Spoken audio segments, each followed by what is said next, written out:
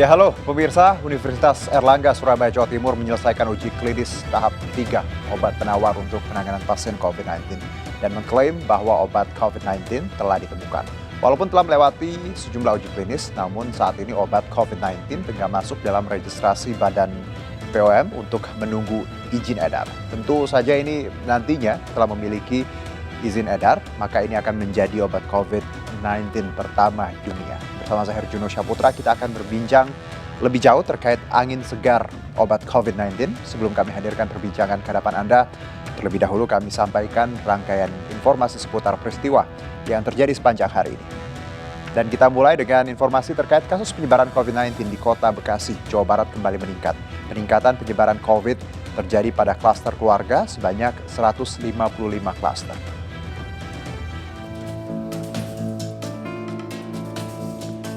Ya, sempat berada di zona kuning, Kota Bekasi kembali menjadi zona merah. Bahkan saat ini Kota Bekasi berada di posisi pertama di Jawa Barat kasus positif COVID-19.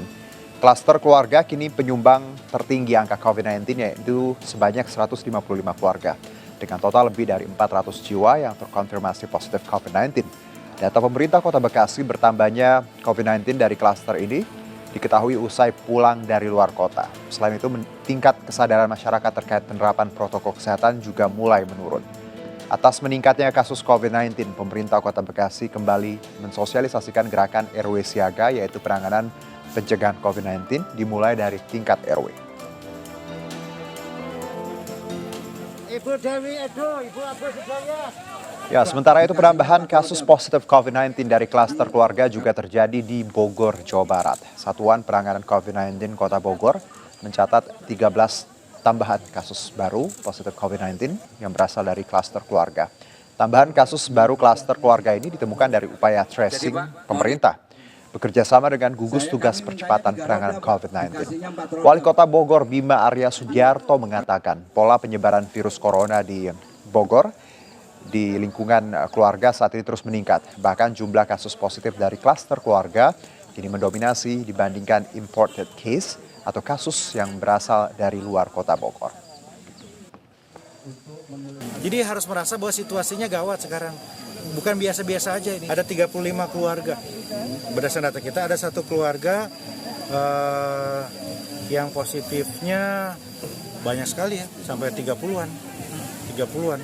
Berarti target swab untuk 11.000 itu tetap yang semplak 25. 35 klaster tahlilan. Jadi karena sekali tahlilan 2 jam itu 35 yang positif, bisa dibayangin.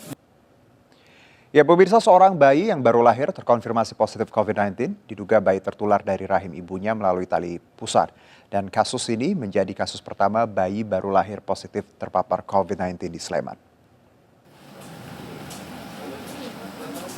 Ya, bayi laki-laki berusia 1 hari terkonfirmasi positif COVID-19 berdasarkan hasil uji usap yang dilakukan sesaat setelah dilahirkan di sebuah rumah sakit di Yogyakarta. Bayi baru lahir ini diduga terpapar COVID-19 saat masih berada dalam kandungan. Satgas COVID-19 Yogyakarta tengah mengkaji dugaan bayi baru lahir ini terpapar melalui tali pusar lantaran ibu bayi pernah dinyatakan reaktif menurut hasil rapid test. Namun setelah 20 hari hasil swab ibu bayi menunjukkan hasil negatif.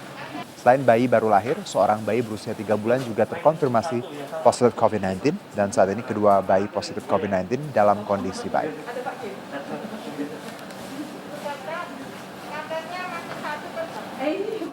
Ya, seorang dokter di RSUD Dr. Sutomo Surabaya Selasa malam meninggal dunia akibat terinfeksi COVID-19. Hingga kini 8 dokter di Surabaya meninggal akibat terpapar COVID-19.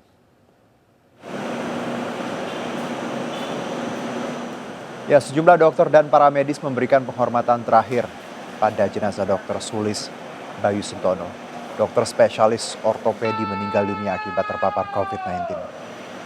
Dokter berusia 42 tahun ini sempat dirawat selama 1 bulan di RSUD Dr. Sutomo Surabaya. Prosesi penghormatan jenazah dilakukan sesuai protokol pemulasaran COVID-19. Di Surabaya mencatat hingga kini sebanyak 8 dokter meninggal dunia akibat COVID-19.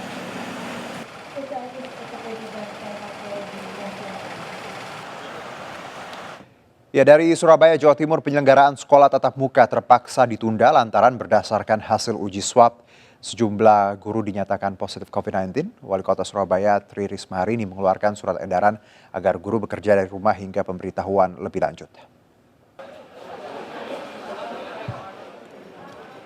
Ya, Wali Kota Surabaya Tri Risma hari ini menyatakan akan terus mengkaji kebijakan dan baru akan memberikan izin sekolah tatap muka jika kondisi dipastikan benar-benar aman dari COVID-19.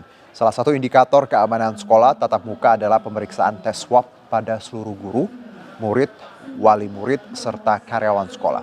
Dinas Pendidikan masih akan terus mengkaji formulasi sekolah tatap muka untuk kemudian dilaporkan ke pemerintah pusat sebagai bahan kajian.